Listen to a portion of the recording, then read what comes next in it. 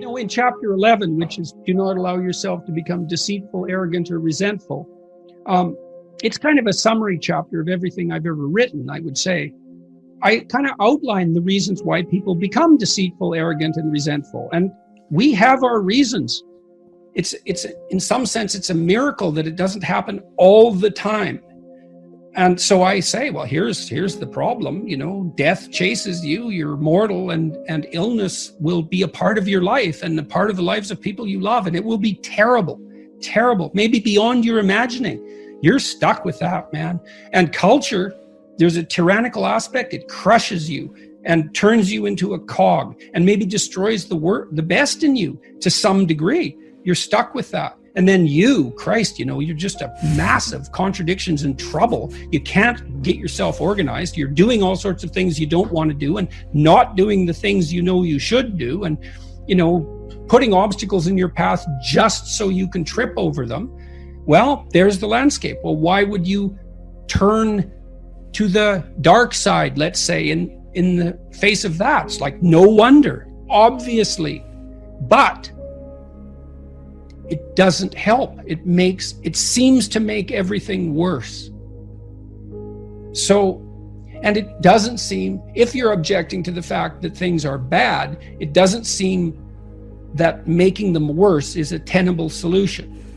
It's an attractive solution at times because people think deeply, oh, to hell with this, it's so awful that I'll just add to the misery out of spite. And man, if you don't see the compulsion of that argument, either you're not, I don't know, maybe you're fortunate. You're sheltered. Maybe you're saint-like. That would be good. But it and you see this in clinical practice all the time. Voluntary confrontation with what is threatening and unknown tends to be curative, and not always. There are mistakes people make. So, for example, you often see these trauma teams rush in to talk to people just after, say, a mass shooting or some kind of terrorist attack, and it does not help people to have them review the trauma that they're currently experiencing. Not unless it's problem-solving oriented. It can just make it worse. But if it's an old memory, well, then voluntary recall and explicit reformulation seems to be useful. Or at least it's better than anything else we know.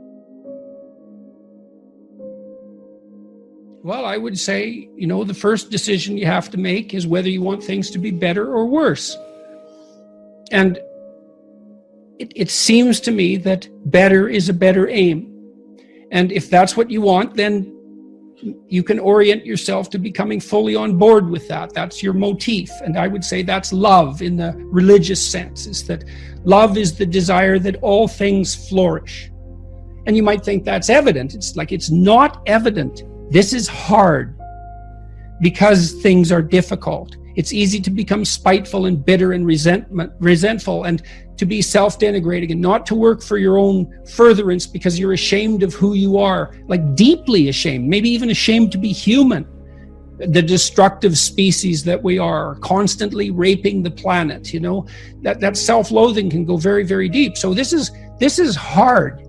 But that's the first thing. Do you want things to be better or worse for you and for the people around you?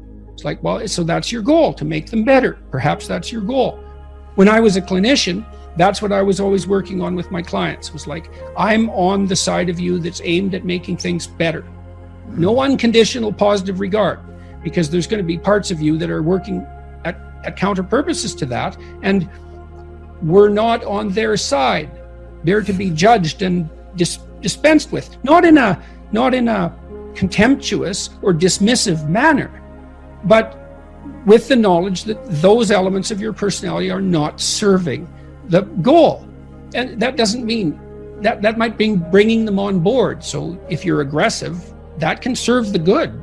That can make you persistent and committed and immovable, all those things. And then the next thing I would say is, Try not to. Watch for resentment, arrogance, and deceit. They're your enemies. And see if you can reduce the influence they have over your life. And then that's where you have to watch and feel, am I lying? Is this self-serving? Is what I'm saying making me weak? Can I feel that? Am I insisting that I'm right? Because I'd rather believe that I was right than learn. Am I taking revenge in a resentful way? Those are good questions of conscience. It's highly probable that you're doing that in many places. Maybe you can dispense with that carefully over time and see what happens. And putting our everything into it, because that's where we'll really learn, by giving that endeavor. Well, that's a good aim. It's a good aim, but you can start with even a little couple of percents of you aim towards that. You can start badly. And that's a useful thing to know too, is like, you can improve your life a little bit at a time. And it's very difficult to be all in. We talked about that earlier. Who knows who you could be if you were everything you could be? That is a limitless case. What would it be like if you stopped doing all the stupid things that you're doing and took advantage of all the opportunities that came your way and aimed at the highest good? Who knows what you could be? You could certainly be more than you are. Everyone knows that, I think, and everyone suffers that knowledge. It's from that their feelings of inadequacy spring. That can be pathologized too. I know people can be way harder on themselves than is actually good for them. That's not what I mean. It's hard to distinguish between those even, but it can be done, I think. Like if you're acting in your own self-interest, because you're a community that stretches across time, you have to take your own future self into account constantly. And so impulsive selfishness is not useful, even selfishly. And so you can make the most out of yourself, I believe, without taking anything away from anyone else. It's only beneficial. Now, people might be annoyed at you because you're more successful on some dimension than they are, and perhaps that hurts, but, well, if to deal with that, we'd have to eradicate the possibility of ever being better at anyone ever being better than anyone else at anything. And it doesn't seem to me that we want to push equality that far. I'm in terrible pain almost all the time. And I do mean terrible. If in my previous life, when I was healthy, I had ever felt like I always feel now, I would have immediately gone to the emergency ward. But it's not helpful. As far as I can tell, as far as I've been informed for that matter, there isn't anything that can be done about the condition that I'm in. And that's rough. I have to remind myself all the time of what I should be doing, even to continue living for that matter. And I'm constantly reminding myself to be grateful and as an act of courage. And I do explain that a little bit in Beyond Order. Something I really realized about gratitude is that gratitude at one level is it's a voluntary act of courage. And I'm not trying to make out a case for myself being particularly courageous. That isn't what I mean. I mean that it's a risk to be grateful. It's a decision that opens you up in some ways. And you're sort of grateful despite it all. It's a great gratitude, I suppose, as a marker of faith. And that faith is even, in some sense, belief in the impossible. Despite all this, it's good.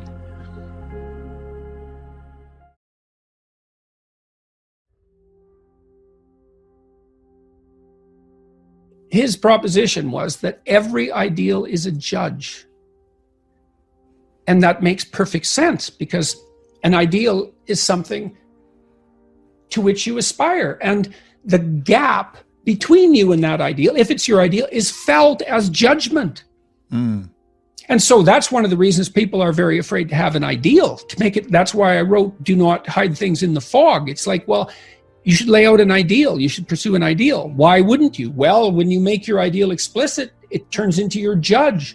Well, then you can listen to that judge and move forward and transform. But, it's pretty damn harsh. Because especially to begin with, you posit an ideal, especially if you're in a mess. God, every bit of you is being judged as unworthy. Yeah. There's endless reasons not to want that. Technically speaking, again, seeing yourself move towards a desired goal is the essence of the positive emotion that nourishes us. And I mean that technically. That's dopaminergically mediated incentive reward. And so you don't have to get to the goal. You have to aspire to the goal and move towards it. And that doesn't even matter if the goal recedes, which it will as you approach it, because your ability to conjure up what constitutes the ideal is going to become more sophisticated as you move towards it. And you might think, well, that's terrible, but it isn't, because it means the game doesn't have to end. Right? Because if you hit the ideal, yes. It's like, oh, well, game over, reset, but no, that isn't going to be how it works. It's going to get better and better and better. And it's why life is the perfect game. I mean, if you have for those of us who've played video games, you have a really good video game, or even a really good book, or even a really good movie series or a show, and it comes to the end and you're like, oh, there's a huge letdown at the termination of this thing that's been incredibly engaging, especially even if you win. Yeah, exactly. You win and you get this moment's satisfaction, but it's replaced almost immediately by the disappointment of the cessation of the game and the recognition that you're in a finite game when you really want to be playing the infinite game. And that's what life is, the infinite game of renewal of life. And that's why it's so good. We'll never replace it. It can't get better. And it's hard as hell. And it's hard as hell at the same time. And that's the way we would want it. Well, it seems like that's the way we would want it. I mean, that's another thing I talk about a little bit in the new book is like, well, when you look back on your past, it's generally having done something difficult that you remember positively, I would say. Yeah. So then there's something about you that craves difficulty, optimal difficulty at least. Yeah. Strangely enough. There's this idea in Christianity that we've discussed briefly that the judge and the redeemer are the same figure. Now, in the book of Revelation, you may know this or you may not, Christ comes back as a judge, and he has a sword coming. It's a revelatory vision, that book. It's a very strange. It's the last thing you'd expect conservative Christians to believe in. Believe me, it's such a visionary hallucination, the book of Revelation. But Christ comes back with a sword coming out of his mouth, and he comes back as a judge. And he divides the damned from the redeemed, and most are damned and some are redeemed. It's very, very harsh. Now, Jung believed that the figure of Christ in the Gospels was too agreeable, too merciful, too tilted towards mercy, and that called out for a counter position, and that was the counter position of judgment. Very interesting hypothesis. But then there's this melding of the two ideas that the judge and the redeemer are the same thing. Okay. Now, this young man told me that his life lacked purpose and direction and meaning, and that he was nihilistic until he read Zen and the Art of Motorcycle Maintenance, which is a book I actually like quite a bit. I've read it 3 times at different decades of my life. And one of the things that's very interesting about that book is that it's an examination of the idea of quality, of the idea that there are qualitative distinctions between things, and that we have an instinct to make qualitative distinctions. And so a qualitative distinction is simply, this is better than that, which is a judgment. Okay, now what Ratzinger is hypothesizing is that the person in and of, how the modern idea is you're supposed to accept yourself. I think that's an insane idea, by the way. Really, I can't think of a more nihilistic idea than that you're already okay. It's like, no, you're not. And the reason you're not is because you could be way more than you are. And so what do you want to be? You want to be okay as you are? Or do you want to strive towards what's better? And this young man, this Australian, he said that the reason that Zen and the Art of Motorcycle Maintenance had such an impact on him was because he wasn't happy with his current mode of being, right? He didn't consider the manner in which he conducted himself sufficient. And the fact that the author of Zen, and it was Persig, laid out the notion that you could make qualitative distinctions, and there really was a difference between good things and bad things, or great things and evil things. It gives you direction. It gives you the possibility of moving upward. And Ratzinger is pointing out, at least to some degree, that human beings are insufficient in and of themselves and need the movement upward. And so they need to conceptualize something like the highest good, and then to strive for that. And the thing is that there isn't any difference between conceptualizing the good and being judged. Because if you're going to conceptualize the good and move towards it, what you have to do is separate from yourself all those things that aren't good and leave them behind. And that's why the Redeemer and the Judge are the same thing. And one of the things that's really appalling, I think, about our modern world is that we're rejecting the notion of qualitative distinctions. You say, well, we don't want to hurt anybody's feelings by saying that one thing is better than another. It's like, okay, fair enough. It's not fun to be cast off with the damned, that's for sure. But if people are, in fact, insufficient in their present condition, which seems to be the case, I mean, try finding someone who isn't, then if you deny the possibility of qualitative distinction because you want to promote a radical egalitarianism, then you remove the possibility of redemption, because there's no movement towards the good. And it seems to me that it's a catastrophe to sacrifice the good for, well, it's a catastrophe to sacrifice the good for the equal. Because for us to be equal would mean, as far as I can tell, that we would all be equally unredeemed and miserable. And so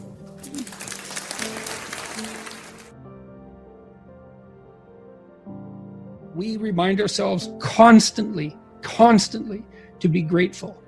And I'm always trying to watch what I say and to feel it out so that I use my words carefully. And I'm attentive to that. And despite temptation, because I'm very disheartened in many ways.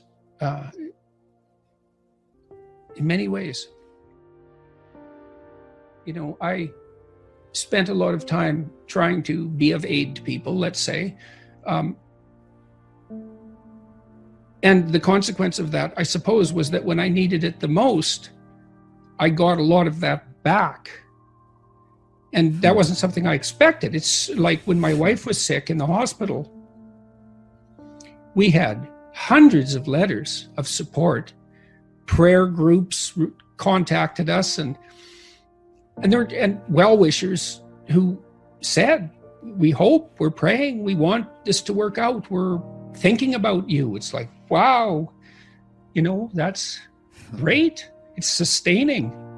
And certainly, I read the YouTube comments and so forth, and thank God most of them are positive. I don't know possibly how people live when that's not the case, because negative ones strike me to the core. So I'm a very peculiar person for what I'm doing, actually, because I don't have that much resilience in the face of criticism. I'm very sensitive to it. But fortunately, there seems to be a lot of support, and constantly, thank God. It's a remarkable thing. I can't believe it. I really can't believe it. And I'm pleased people seem to be responding to this book positively. I looked at some of the public reviews on Amazon, and there's not a lot of them yet, a couple of dozen, but they seem to be trending in the direction that I would hope for. And so good. I hope this book is helpful. I tried to make it full of things that were helpful to me,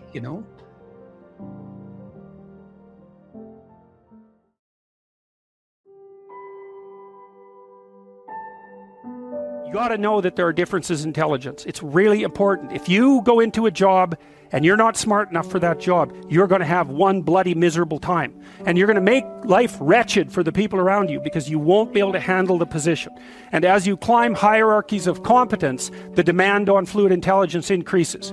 And so Unless you want to fail, you don't put yourself in over your head. Well, what's over your head? Well, that's a tricky thing to figure out. I mean, you have to figure that out with intelligence, you have to figure it out with conscientiousness, you have to figure it out with creativity, you have to figure it out with stress tolerance, with agreeableness, because you want to go into a cooperative environment and not a competitive one if you're agreeable, and with neuroticism, you probably want to keep the stress level of your job relatively low, because those are all places that you can break down. And most people have at least one significant weakness in their intelligence personality makeup, and you got to be careful not to place yourself in a position where that's going to be a fatal flaw.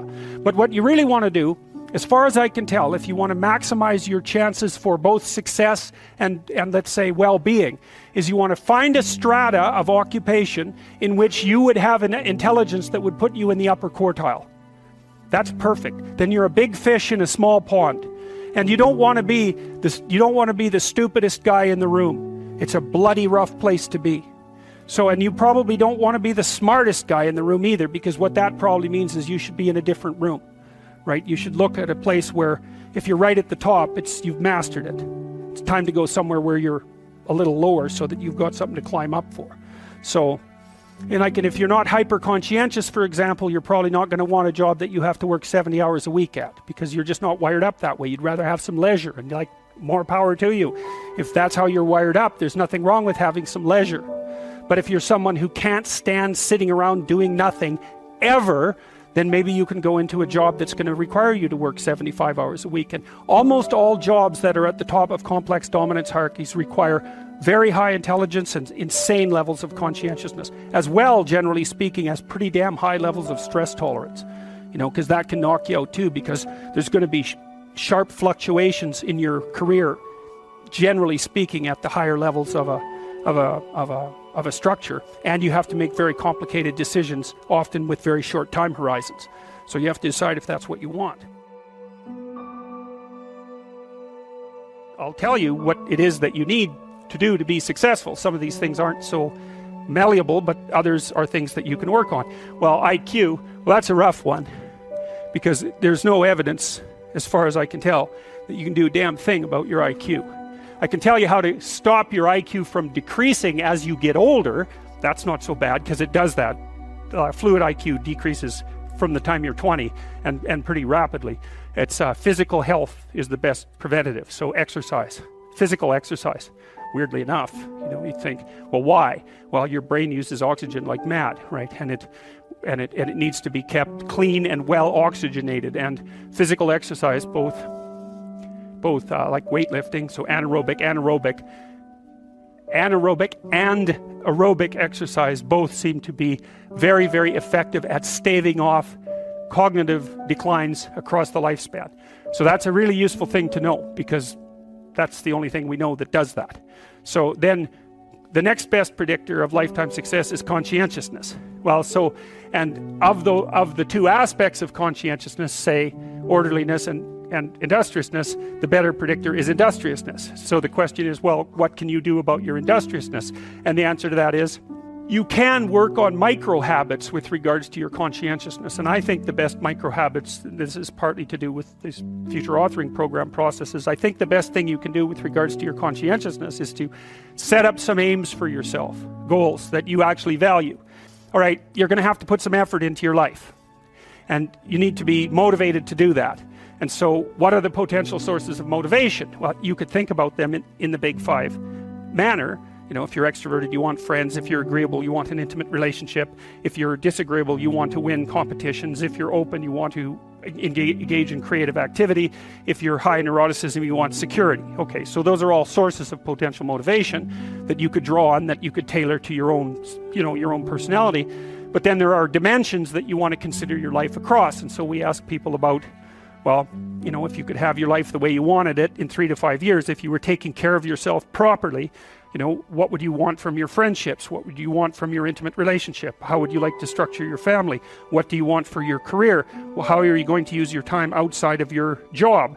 And how are you going to regulate your mental and physical health, and maybe also your drug and alcohol use? Because that's a good place to auger down, because alcoholism, for example, wipes out, 5 to 10% of people. So you want to keep that under control. You develop a vision of what you would like your life to be, and that associates the goal. Well, once the goal is established, and then you break down the goal into microprocesses that you can implement, the microprocesses become rewarding in proportion, in relation to their causal association with the goal, and that tangles in your incentive reward system. We talked about the dopaminergic incentive reward system, and that's the thing that keeps you moving forward. And the way it works is that it works better if it produces positive emotion when it can see you moving towards a valued goal. Okay, well, what's the implication of that? Better have a valued goal, because otherwise you can't get any positive motivation working out. And so the more valuable the goal, in principle, the more the microprocesses associated with that goal start to take on a positive charge. And so what that means is, well, you get up in the morning and you're excited about the day, you're ready to go. And so as far as I can tell, what you do is you specify your long-term ideal. Maybe you also specify a place you want to stay the hell away from, so that you're terrified to fail as well as excited about succeeding, because that's also useful. You specify your goal. You do that in some sense as a unique individual. You want to specify goals that make you say, oh, if that could happen as a consequence of my efforts, it would clearly be worthwhile. Because the question always is, why do something? Because doing nothing is easy. You just sit there and you don't do anything. That's real easy. The question is, why would you ever do anything? And the answer to that has to be because you've determined by some means that it's worthwhile. So once you set up that goal structure, let's say, and that's really in many ways that's what you should be doing at university. That's exactly what you should be doing, is trying to figure out who it is that you're trying to be, right? And you aim at that, and then you use everything you learn as a means of building that person that you want to be. And I really mean want to be. I don't mean should be, even those things are going to overlap. And it's important to distinguish between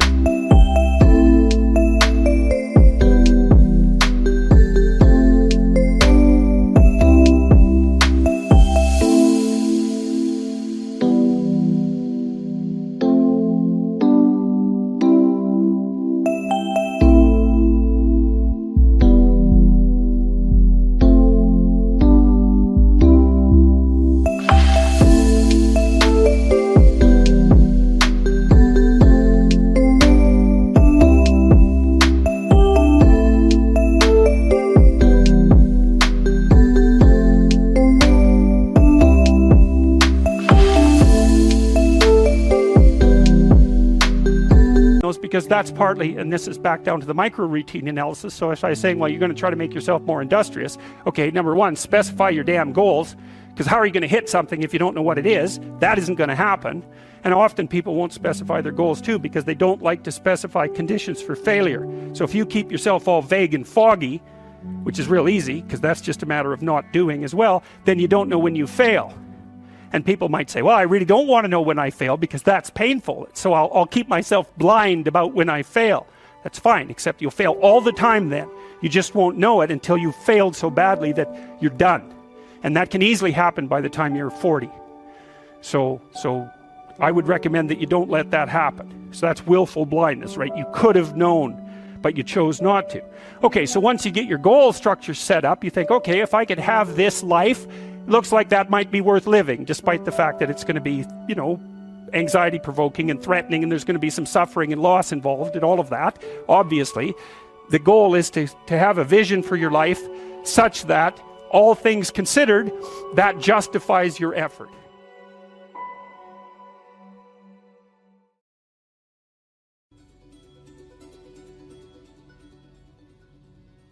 Hey man, if things aren't laying themselves out in front of you, the way that is necessary for you to live a full and engaged life and not be cynical and bitter and twisted and cruel and vengeful and disappointed and all of that, it's just possible that you're not aiming at the right thing.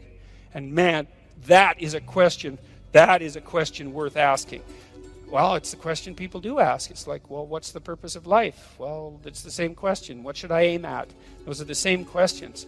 And, if what you're aiming at is producing nothing but unrequited misery for you and everyone else, and it's a downhill bloody spiral into something approximating hell, then there is some possibility that you should think that perhaps your aim is off. So, and I don't want to overplay my hand on that either, too, because I know perfectly well that, you know, if you're suffering, if you're depressed, if you're miserable, it might be a consequence of really bad luck.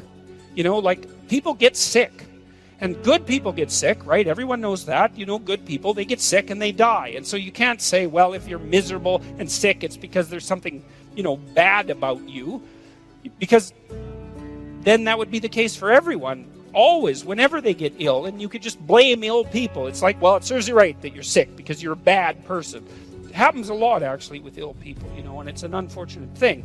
So I know there's an element of chance to all this, and I don't want to downplay that. You know, we are dust in the wind, to use a terrible cliche from a 70s rock song. We're blown hither and thither by events that are somewhat beyond our control, but that's still not the point. The point is that to a large degree, you can determine the manner in which the world manifests itself to you by changing your aim. And so then that opens up the entire domain of philosophy. You think, what good is philosophy? And people think that all the time. What good is philosophy? It's like, hey, philosophy is about value. Well, what use is value? Well, value determines your aim. Well, who cares what your aim is? Well, your aim determines the manner in which the world lays itself out to you emotionally. Well, who cares about that? No one says that. The argument stops there, because no one, especially no one who's been seriously hurt or seriously depressed, like in pain, no one ever says, oh, well, who cares about that? Because if you can say that about your pain, all that means is you actually haven't been in pain. Because if you're in enough pain, you will not say that, that's for sure. So, you need to know what to aim at. So, now you aim at something, you got a goal, and then you see that you're making progress towards the goal. That's a good thing. That makes you happy. It actually, technically, there's a system, dopamine system, neurochemical system, same system, by the way, that cocaine and methamphetamine and opiates activate, which is why people like to take those drugs. And it tells you that you're moving forward in the manner that you should be according to the dictates of your plan. Doesn't necessarily tell you whether you have a good plan. That's a more complicated problem, because who knows if you have a good plan. But one thing that you could know is that a plan is better than no plan. That's a really useful thing to know, especially if you're kind of drifting. It's like, well, I'm going to find myself. It's like, no, just pick something and move towards it. And as you move towards it, you're going to succeed and fail specifically. And then you're going to learn something about success specifically, and you're going to learn something about failure specifically. And then you can learn what you use to fix your plan. So a stupid plan is way better than no plan. And you're likely to have a stupid plan, or at least to be able to make one, so that's good news for everybody. You can make a stupid plan, and so I would say, make a stupid plan, and then implement it. Not any stupider than it has to be, you know, you could think about it a little bit, but then implement it, and have your successes and failures along the way, and learn from them, and then you can rejig the goal. You can move the target. That's fine, that's part of the game. It doesn't have to be fixed. It's a movable target. And maybe what you're trying to do is to move the target to an ever better place. So you're moving towards a target, and at the same time you're moving the target, right? And you're trying to move the target towards something like an ultimate ideal. You're trying to find out what that ultimate ideal is, and part of the way you figure that out is by moving towards a target and by learning about success and failure along the way, because then you can inform yourself with regards to what might constitute a reasonable aim. And so that's the reason to go out in the world and make some mistakes, you know? And then you're going to. And so it's okay. It's okay to make the mistakes. It's not so okay not to learn from them, because then you make the mistakes again. That seems pointless. And so you're moving towards wherever you're going, and it's working. And so you get some positive emotion.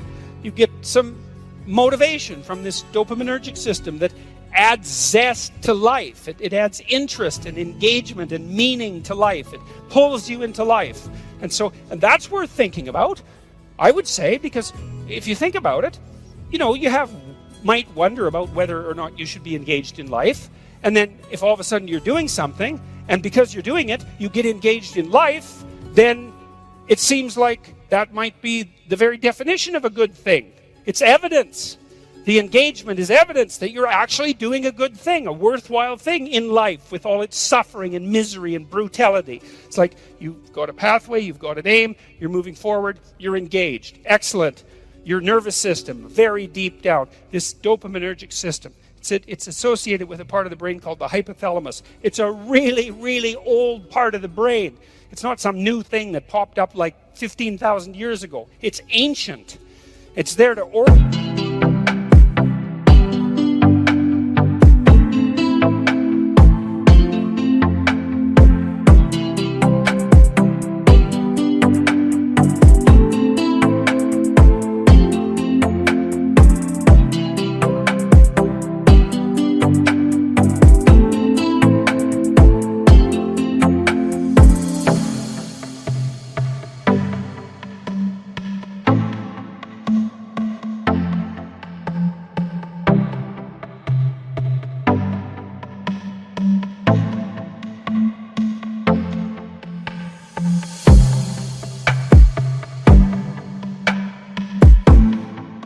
You in the world. It's part of the instinct for meaning that I talked about in chapter 7. Do what is meaningful and not what is expedient. It's a deep, deep instinct, and way down in your psychophysiological structure. Not as far down as the serotonin system, but like next level up.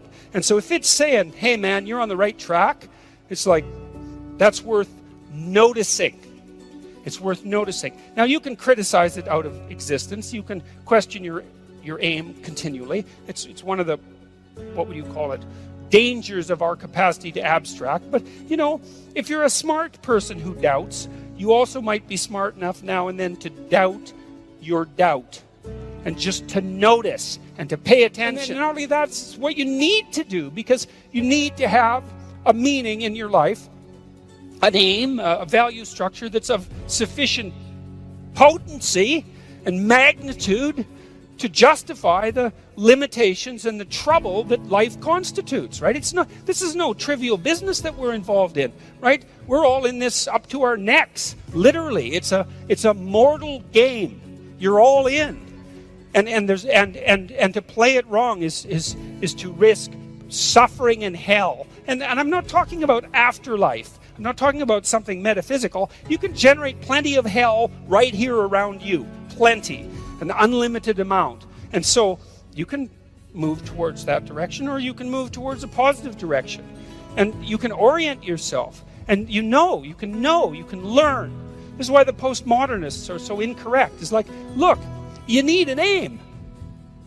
You need an aim. You cannot organize the way you look at the world without an aim. It's not optional. And then the question is, well, what should the aim be? Well, probably not to radically increase the amount of misery and suffering that you experience in everyone else. I mean, maybe you want to go that route,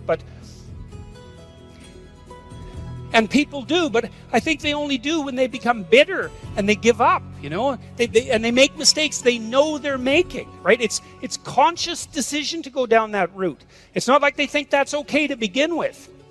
Their aim's wrong. It's like, straighten out your aim. So there's an old idea, this idea of sin. Sin is a word that was derived from a Greek word, hamartia. And hamartia is an archery term, and it means to miss the target. And so you think, well, how can you miss the target? Well, you have no weapon. Well, then you miss the target. You have no target. You have no aim. Well, then you miss the target. You don't pick up your bow. Well, then you miss the target. You don't draw it back. Then you miss the target.